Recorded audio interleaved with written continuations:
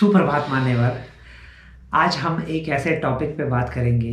बहुत सारे लोग हैं जो कई बार मुझे भी लिखते हैं कि हमें रशिया जाना है, हमें वहाँ पे कोई काम मिल सकता है क्या, या कोई जैसे बहुत सारे लोग नौकरी करना चाहते हैं, भारत से रशिया आना चाहते हैं। लेकिन एक समस्या है इसमें कि बहुत सारे लोग, कुछ लोगों के जो एजेंट्स होते हैं, उनके चंगुल में फंस जाते हैं। ये ज़्यादातर जो देखा गया है, ये देखा गया है पंजाब में। वो ना सिर्फ रशिया जाते हैं बल्कि जो यूरोपियन कंट्रीज़ हैं या यूएस, कनाडा, वहाँ के लिए भी ये लोग जाते हैं। यहाँ तक कि कई लोग अपनी जो ज़मीनें हैं वो गिरवी रख लेते हैं या ज़मीनें बेच देते हैं और एजेंट को मुंह मांगे पैसे ये लोग देते हैं। लेकिन आगे क्या क्या होता है वो एक अनुभव है जो इलिया भाई ने, यहाँ पे कुछ भारतीयों का जो अनुभव था, वो किसी एजेंट के चक्कर में फंस गए थे बहुत बुरी तरह से। उनके साथ में क्या क्या हुआ और क्या सच में, हम अभी बात करेंगे सिर्फ रशिया की, क्या रशिया आपको सच में नौकरी के लिए आना चाहिए या नहीं आना चाहिए। जो घटनाएं होती है रहती है ना, पहली बार मुझे ऐसे लोगों से 2005 में मिलना पड़ गया सामने। अच्छा। मैं अदालत बुलाया गया। तब से ये लोग पता है इसी काम से ही जुड़े हुए हैं। हम तो इसे कहते हैं एजेंट। ये लोग क्या चाहते हैं कि लोगों को भ्रम में डालकर यहाँ ले जाकर इन्हें यहाँ पर किसी न किसी मुसीबत में डालकर भाग जाना। अच्छा, ये एजेंट यानी कि लोगों से पैसा लेके खुद भाग जाते हैं। ये लोग या खुद भाग जाते हैं या इनकी दस्तावेजों को उठा के भाग जाते हैं ना। अच्छा। ये लोग क्या करते हैं, सबसे पहले उनके गांव में आके वो क्या है, रूस का प्रचार करते हैं कि रूस एक ऐसा मात्र देश है जहां आपको महीने में बिना बिना किसी मुश्किल काम के 3,000-2,000 यूरो हाथ में आराम से आ जाएंगे। अच्छा, ये बात है। और ये लोग बताते हैं कि आगे हम आपको यूरोप जरूर भेजेंगे, लेकिन थोड़ा सा वक्त आपको रूस में गुजारना पड़ेगा। मैं आपको नौकरी पे लगाऊंगा, काशवोर पे लगाऊंगा, 2,000-3,000 डॉलर तो महीने में आसानी से कमा सकोगे। रूस में मैं बता रहा हूँ जो औसत तनख्वाह है रुपयों में 15-20,000, 25,000 रुपये है। ये एक समझने वाली बात है कि रूस में जो एक औसत तनख्वाह है वो 15 से 20,000 या 25,000 रूबल और रुपए, क्योंकि हमारी जो करेंसी है लगभग बराबर है। तो आप मान के चलिए यहाँ बात हो रही है 15 से 25,000 रुपए के बीच में, जो कि एक भारत में भी एक आम तनख्वाह है आज के समय में। तो क्या आप 15 से 25,000 रुपये कमाने के लिए क्या आप रूस आएंगे? क्योंकि मैंने देखा है कि यहाँ पे जो शिक्षक हैं स्कूलों में या फिर डॉक्टर्स हैं, उनकी जो सैलरी है वो बहुत ज़्यादा कम है। भारत से तो मैं कहूँगा कि काफ़ी ज़्यादा कम है, काफी ज्यादा, इवन 6-7 चार गुना, 6-5 गुना बिल्कुल, तक कम है। बिल्कुल। क्या होगी यहाँ पे एक शिक्षक की जो एक महीने की तनख्वाह कितनी होगी? ये हम अगर यूनिवर्सिटी की बात करें तो जो वहाँ की जो पीएचडी डॉक्टर है उसके जो औसत तनख्वाह है 18,000 रूबल से लेके 25,000 रूबल के अंदर। ये यूनिवर्सिटी में जो पीएचडी है, ये जो पीएचडी है ना, यूनिवर्सिटी में यूनिवर्सिटी, हाँ, 18 से 25,000 रूबल हर महीने उनको मिलते हैं।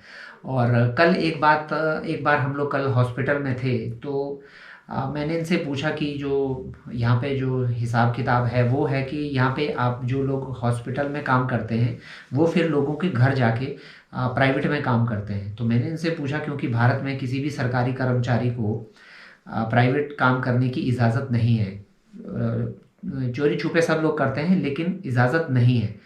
तो इन्होंने कहा कि नहीं, यहाँ पे ऐसा कुछ नहीं है, यहाँ पे कर सकते हैं। और उसका जो कारण है वो यही है कि यहाँ पे जो सैलरी है, तनख्वाह है, वो बेहद कम है। तो ये लोग क्या करते हैं कि वहाँ पे जाके अपना समय बिताते हैं एक तरह से, लेकिन पेशेंट्स को, उसी हॉस्पिटल के पेशेंट्स को कांटेक्ट करते हैं। और फिर अभी भी एक यहाँ पे नर्स आई हैं जो माता श्री है, उनको देखने के लिए। तो वो भी किसी उसमें काम करती हैं। हाँ, वो एक सरकारी अस्पताल में काम करती है ना। अच्छा, सरकारी हॉस्पिटल में काम करती है, लेकिन अभी वो इनसे पैसे लेके, क्योंकि वो घर पे आके अपनी सर्विसेज दे रही है। तो यानी कि कहने का मतलब है कि जो सबसे पहले एक चीज़ हमें माइंड से निकालनी होगी कि रूस में बहुत ज़्यादा जो है सैलरी लोगों को मिलेगी या मिलती है। तो रूस और भारत मुझे लगता है आज की डेट में, क्योंकि एक मेरी जो वाइफ हैं वो एक संगीत की शिक्षिका हैं, तो उनकी सैलरी यहाँ के जो एक शिक्षक हैं उनसे कहीं ज़्यादा है। तो अगर भारत में उतनी सैलरी मिलती है तो फिर रूस आने का फ़ायदा क्या हुआ? क्यों लोग झूठे सपने देखते हैं? ये झूठे सपने सिर्फ और सिर्फ एजेंट्स दिखाते हैं लोगों को, है ना? हाँ बिल्कुल, क्योंकि ये जो लोग यहाँ काम करने नहीं मजदूरी करने आते हैं, एक बात है। अच्छा। दूसरा जो प्रश्न है कि यहाँ अंग्रेजी और कोई दूसरी यूरोपीय भाषा नहीं चलती है, तो लोगों का मानना है कि यहाँ आके वे पैसा कमाएंगे।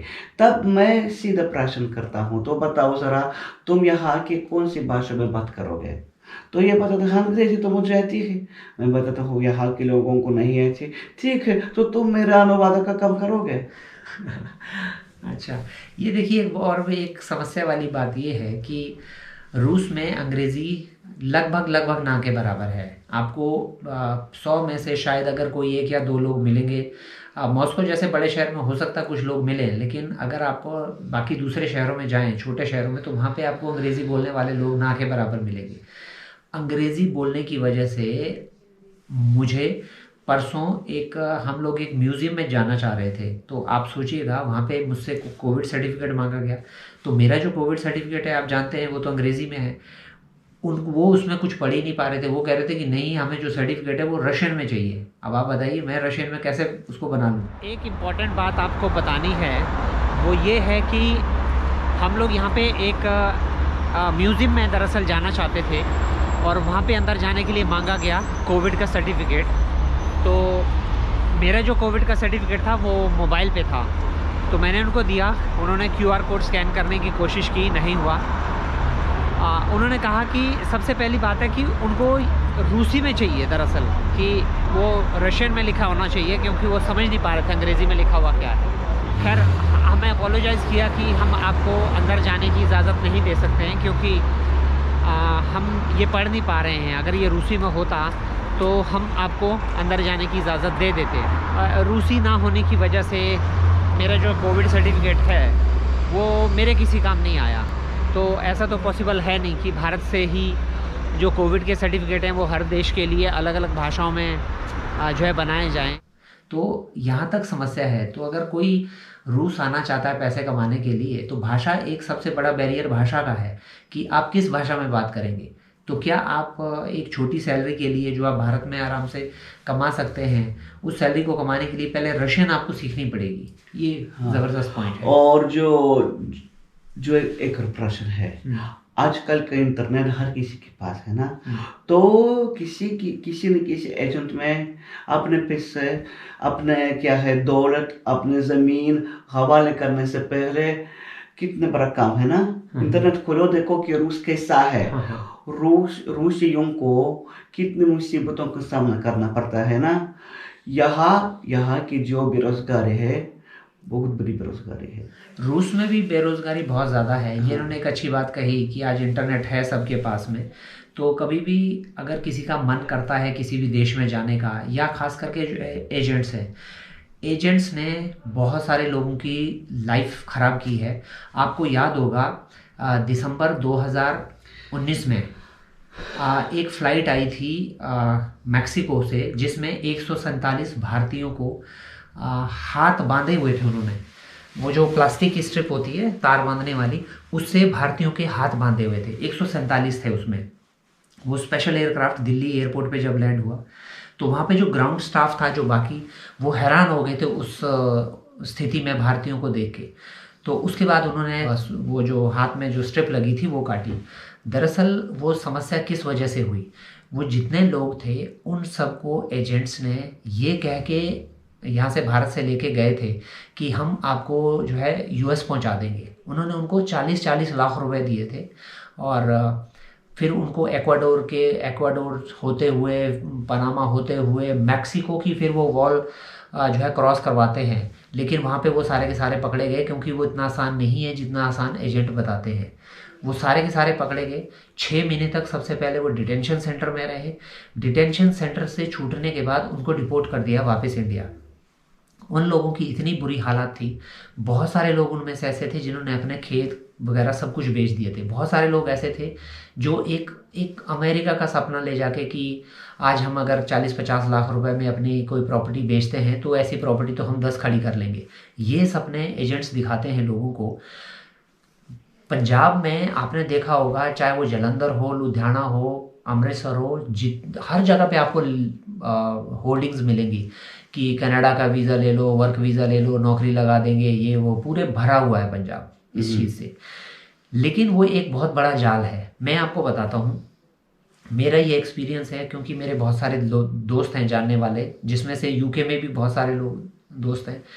यूके जाना बहुत ज़्यादा मुश्किल है। हम जितना आसानी से सोचते हैं कि यूके पहुंच जाएंगे या अमेरिका पहुंच जाएंगे, उतना आसान नहीं है। वहाँ के जो इमिग्रेशन लॉज हैं वो बड़े स्ट्रिक्ट हैं। या कुछ एजेंट क्या करते हैं कि जैसे यहाँ से यूके के लिए लोगों को वो स्टूडेंट वीज़ा पे लेके जाते हैं कि आप स्टूडेंट वीज़ा पे काम कर सकते हैं, लेकिन वो ये नहीं बताते कि स्टूडेंट वीज़ा पे हफ्ते में सिर्फ आप 20 घंटे काम कर सकते हैं। अगर आपका काम 20 से 21वां घंटा भी हुआ तो उसके बाद, क्योंकि आपने वो वीज़ा कंडीशंस जो उसको ब्रीच कर दिया, तो उसके बाद आपको सीधा डिपोर्ट कर दिया जाता है। जितना पैसा आपने लगाया है वो सारा का सारा आपका डूब जाएगा, और उसके बाद आप हमेशा हमेशा के लिए यूके में बैन कर दिए जाओगे। अगर एक बार आप यूके में बैन हो गए तो आपको क्या लगता है कि आपको दूसरा कोई देश आपको एंट्री देगा? तो इस चीज़ को हमें समझना होगा। बहुत सारे लोग हैं जो विदेशों में जाते हैं, नौकरी के लिए जाते हैं, लेकिन एक वो प्रॉपर चैनल के थ्रू जाते हैं। तो अगर आप प्रॉपर चैनल के थ्रू किसी भी देश में जाते हैं तो उसमें कोई समस्या नहीं है, क्योंकि हमारे भी बहुत सारे लोग हैं जो बाहर काम करते हैं, इवन में हमारी फैमिली के, हमारे फ्रेंड सर्कल से, लेकिन वो एक प्रॉपर चैनल के थ्रू गए। अगर आप एक प्रॉपर चैनल के थ्रू जाते हैं तो कोई समस्या नहीं, आप किसी भी देश में जा सकते हैं। लेकिन एजेंट के थ्रू अगर कोई भी एजेंट आपको कहता है कि मैं आपको ये नौकरी दिला दूंगा, इस देश का मैं वीज़ा दिला दूंगा, वर्क वीज़ा दिला दूंगा, वहाँ पे नौकरी दिला दूंगा। सबसे पहली बात है, कोई भी एजेंट ना तो किसी को वीज़ा दिला सकता है, कुछ नहीं कर सकता। वो बोलते हैं कि हमारी जान पहचान है, इमिग्रेशन में जान पहचान में, किसी की कोई जान पहचान नहीं होती। ये ठीक वैसे ही है जैसे एक सिक्का उछाला जाता है, या तो हेड आएगा या तो टेल आएगा। या तो आप उस देश में एंट्री कर सकते हैं, वो तो आप अपने दम पे भी कर सकते हैं, या तो मैं आपको एक एग्जांपल देता हूँ। अभी मैं दिल्ली जो रशियन वीज़ा सेंटर है वहाँ पे गया था जी। तो दरअसल जैसे मैं वहाँ पे गया तो एक छोटा सा हॉल होता है वहाँ पे, वहाँ बहुत सारे लोग बैठे होते हैं। तो वहाँ पे जब मैंने एंट्री की वहाँ पे, तो वहाँ पे बहुत सारे लोग मुझे देख रहे थे कि ये अकेला है, इसके साथ में तो कोई नहीं है। हाँ। तो मैं बैठ गया सीट पे, तो एक भाई साहब मुझे बोलते हैं आपके साथ कौन है? मैंने कहा मैं समझा नहीं, मेरे साथ तो मैं अकेले हूँ। कहते नहीं नहीं, आपका काम कौन कराएगा? मैंने कहा काम कौन कराएगा मतलब? मैंने कहा मैं खुद कराऊंगा। मैंने कहा मुझे वीज़ा लेना है, मैं खुद कराऊंगा। कह रहे खुद कैसे मिल जाता है वीज़ा? हमारी थोड़ी सी बातचीत बढ़ी और मुझे पता चला उन्होंने एजेंट को 30,000 रुपये दिए थे। 30,000 रुपये रशियन वीज़ा के लिए, टूरिस्ट वीज़ा के लिए, क्या बोल के कि रशिया ने जो वीज़ा है वो सारे बंद किए हुए हैं, कोविड चल रहा है, ये चल रहा है, वो चल रहा है, और बड़ा मुश्किल है, हमारी जान पहचान है, हमें ऊपर खिलाना पड़ता है। उनसे उसने 30,000 रुपये लिए। तो जब मैंने उनको कहा, मैंने कहा आप रुकिए, क्योंकि उसके बाद मेरा नंबर आना था। तो जब मैं वहाँ फ़ी पे करके आया तो मैंने उनको दिखाया कि फ़ी बड़ी है, क्योंकि पहले जो है लगभग 4,000 रुपये थी, 3960 रुपये, अब है 8360 रुपये, जिसमें कि जो वीज़ा सेंटर उसकी फ़ीस भी इंक्लूडेड है। तो मैंने 8360 का उनको बिल दिखाया कि ये देखिए वीज़ा फ़ी एक्चुअल में इतनी है। तो वो जो थे वो एकदम पूरा एकदम लाल हो गए। अच्छा। मतलब एजेंट ने उनको क्या क्या बोल के, ये तो बड़ा आसान सा प्रोसेस था, एजेंट ने उनको पता नहीं क्या क्या कहानियाँ सुनाई कि 30,000 रुपये लगेंगे, उसको खिलाना पड़ेगा, उसको खिलाना पड़ेगा। मेरे कहने का मतलब है कि कभी भी आप कोई ट्रैवलिंग करें या इस तरह से अगर आपको कोई एजेंट बोलता है, और नंबर 2, उनसे एमिरेट्स फ्लाइट के उस एजेंट ने 70,000 रुपये लिए थे। मेरी जो फ्लाइट की टिकट है, रिटर्न टिकट, मैंने 38,000 में बुक की, खुद की, क्योंकि मैं कभी किसी एजेंट के चक्कर में नहीं फंसता। एजेंट ने उसमें भी क्या कहानी बताई कि अभी जो है सारी फ़्लाइटें तो बंद हैं, अभी तो सिर्फ जो एयर बबल फ़्लाइट्स हैं वो चल रही हैं। तो वो क्या करते हैं, इंटरनेट पे जो महंगी फ़्लाइट्स हैं जी हाँ। उनको पता होती है डेट्स, किस डेट्स में महंगी है, किस हाँ। डेट्स की फ़्लाइट भी, ये देखिए कि 70,000 रुपये सर, ये देखिए 1,04,000 की है, लेकिन फिर भी मैं जी जुगाड़ हाँ। करके 70,000 रुपये में करा रहा हूँ आपको। उन्होंने 30,000 रुपये दिए वीज़ा के लिए, 70,000 रुपये दिए फ़्लाइट के, जो फ़्लाइट सेम फ़्लाइट जिस पे मैं गया 38,000 में। तो दरअसल हमारा जो मकसद है वो आपको सिर्फ आगाह करना है कि ऐसा होता है मार्केट में। तो अगर आप काम करना चाहते हैं एक प्रॉपर चैनल के माध्यम से आइए, और घूमने आना चाहते हैं तो एक प्रॉपर खुद खुद कीजिए। अगर आज की डेट में इंटरनेट है सबके पास में, खासकर बहुत सारे यूट्यूबर्स, जैसे आप हमारा चैनल देखते हैं तो बहुत सारे जो यूट्यूबर्स हैं वो खुद ट्रैवल करते हैं, बताते हैं सबको कि ऐसा हुआ वैसा हुआ, ऐसे सिम कार्ड लिया जाता है, ऐसे एयर टिकट बुक की जाती है। कभी आपको ज़रूरत पड़े तो आप हमसे भी संपर्क कर सकते हैं, तो हम आपकी ज़रूर मदद करेंगे इन चीज़ों के लिए। लेकिन आपके साथ में कोई ऐसा ना करे, तो हमारा मेन मकसद यही है वीडियो को बनाने का। तो थोड़ा सा आप वो बताइए। हाँ जी। वो जो आप पंजाबी जो हुआ था, क्या हुआ था, बहुत सारे लोग फंस गए थे। यहाँ बताता हूँ। एक समय था कि जब वाराणसी की गलियों में बेतादाद पंजाबी घूमते थे, अच्छा। भटकते रहे, घूमते रहे, और उनकी समझ में ये नहीं आ रहा था कि वे क्या करें ना। तो वह कभी कभी पुलिस वालियों के हाथों में क्या है फंस जाते थे। उनका ना कोई दस्तावेज था, ना कोई वीज़ा। वे लोग यहाँ महीनों, पता है, काम करने की प्रतीक्षा में रहते थे ना। अच्छा। ये यहाँ आए थे, पता है, नंबर 2 से आए। नंबर 2 से। आए। उन्हें उनकी समझ में ये नहीं आ रहा था कि यहाँ ऐसा नहीं होता। 4 लाख नहीं, 30 लाख रुपए दिए जाते थे। तो ये लोग जमीन बेचते हैं, और पता है जिसे हिंदी में कहते हैं क्या है, ख्वाब, क्या है, ख्वाब महल, तो ये बनाते हैं। तो मुझसे भी पूछ रहे, मुझे काम पे लगाओ, काम पे लगाओ, काम पे लगाओ। मैंने कहा मैं कैसे लगा रहा हूँ, किसी न किसी तरीके से, चलो जाके वो देखो ये खरगोश देखो है ना, चलो बात करो इनसे। मैं बोलता हूँ क्या करो, वो तो बताओ कि भाई हमें नौकरी दे दे। अच्छा, किस तरह से, हाँ करो, किस तरह, हमें तो नौकरी चाहिए। एक शरीफ नेपाली यहाँ फंस गया, बहुत अच्छा आदमी है, बहुत भोला था, पहाड़ आदमी, बहुत अच्छे हैं, बहुत सीधे साधे हैं, और उनकी समाज में नहीं आता है कि धोखा कैसे किया जा सकता है। तो यहाँ पर मेरे घर पे उसके लिए ठिकाना मिला ना, आश्रय दिया, तो वो काम करने लगा। लेकिन पे तनख्वाह नहीं आ रही थी 2 महीने बीत गए। मैं बोले छोड़ दो, काम छोड़ दो, तुम्हें नौकरी नहीं मिलेगी। वो तो बोले कि मुझे नौकरी तो मिल जाएगी, पैसा मिलेगा। पैसा मिला है 15,000 रुपये। उसने मुझे धोखा दिया, बोले कि मुझे 4,000 यूरो मिलेंगे महीने में। रोज में, याद रखिए, सिर्फ मास्को में जो क्वालिफाइड लोग होते हैं ऐसा पैसा कमा सकता है। बाकी जो लोग होते हैं इतना पैसा कभी नहीं कमाते हैं रूस में। यहाँ के नागरिक, यहाँ के बाशिंदा, और भाषा के बगैर यहाँ कोई काम नहीं हो सकता है। इसलिए मैं बता रहा हूँ कि यहाँ ना आने की सलाह दे रहा हूँ।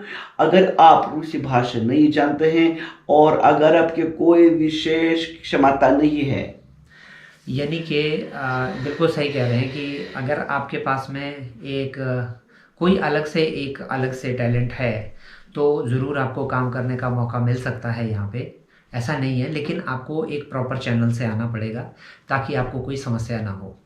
ज़्यादातर जो एजेंट्स हैं, मैं कहूँगा कि इनके चक्कर में बिल्कुल ना पड़े, अपना पैसा बर्बाद ना करें। बहुत सारे लोग इसमें अपना पैसा लगा देते हैं जिसका बाद में कोई फ़ायदा नहीं मिलता है, किसी को भी कोई फ़ायदा नहीं मिलता, और वो एजेंट्स जो है रफू चक्कर हो जाते हैं, आपको पता भी नहीं चलेगा। ये एजेंट्स खुद विदेशों में रहते हैं, इनकी ब्रांचेज़ हैं, पूरा पंजाब इनकी ब्रांचेस से भरा हुआ है, चंडीगढ़ इनकी ब्रांचेस से भरा हुआ है, दिल्ली में इनकी काफ़ी सारी ब्रांचेस हैं, बाकी जो भारत के दूसरे हिस्से हैं वहाँ पे भी आपने देखा होगा साउथ इंडिया से ज़्यादातर ये लोग लड़कियों को भेजते हैं मिडिल ईस्ट में काम करने के लिए, जो नर्स होती हैं, स्टाफ नर्स वगैरह, इनको भेजते हैं। लेकिन वो बहुत बुरी तरीके से बेचारियाँ वहाँ पर फंस जाती हैं। उसके बाद उनके पास कोई ऑप्शन नहीं होता, उनके पासपोर्ट ले लिए जाते हैं, दुबई का तो इतना बुरा हाल है। बहुत सारे लोग हम यहाँ से गए हैं जो ख़ास करके कंस्ट्रक्शन में काम करते हैं, उनके तो इतने बुरे हाल हैं। आप यूट्यूब पे सर्च कीजिएगा कि दुबई में उन लोगों के कितने क्या हाल हैं। जब भी ऐसे लोग भारत से बाहर फंसते हैं तो वो सिर्फ एक ही चीज़ कहते हैं कि हम एक बार किसी तरह से भारत चले जाएं और हम नमक से खा लेंगे, लेकिन दोबारा कभी भी इस तरह से कहीं बाहर नहीं आएंगे। तो आपसे बस ये रिक्वेस्ट है कि जब भी कभी आपका मन हो बाहर आने का तो एक प्रॉपर चैनल के थ्रू आइए।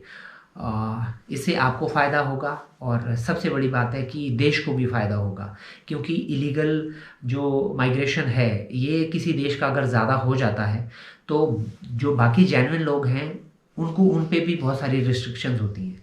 आज आप देखेंगे कि भारत के लोगों को बाहर विदेशों में इमिग्रेशन पे आ, किस तरह से ट्रीट किया जाता है, वो सिर्फ एक वजह से, क्योंकि भारत से बहुत सारे लोग यूरोप के अलग अलग देशों में भागते हैं और फिर वापस नहीं आते हैं।